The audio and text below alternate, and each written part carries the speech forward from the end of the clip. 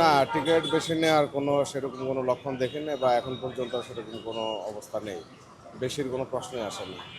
আর বেশি যখনও নেবে অবশ্যই আমরা যাত্রী হিসাবে, প্যাসেঞ্জার হিসাবে সেটা অবশ্যই প্রতিবাদ করব এবং আমি যাত্রী হিসাবে সবাইকে বলবো যে একটা 999-এর সাথে সাথে যাতে কল করে জানানো হয়। অবশ্যই আমরা সচেতন আছি।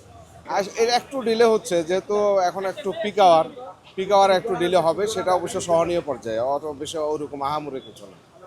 না, আমার কাছে মনে হচ্ছে বিগত বছর হচ্ছে এই বছরে যাত্রীদের মধ্যে একটু উৎসাহ উদ্দীপনাটা একটু বেশি এবং যাত্রীরা মনে হয় বিগত বছরগুলোর থেকে এবারে ঢাকা শহর বেশি ছাড়ছে, যেটা আমরা বলি নারীর টানে বাড়ি ফেরাটা এখন মনে হচ্ছে একটু বেশি এবং স্বস্তিদায়ক যাত্রাপথটা।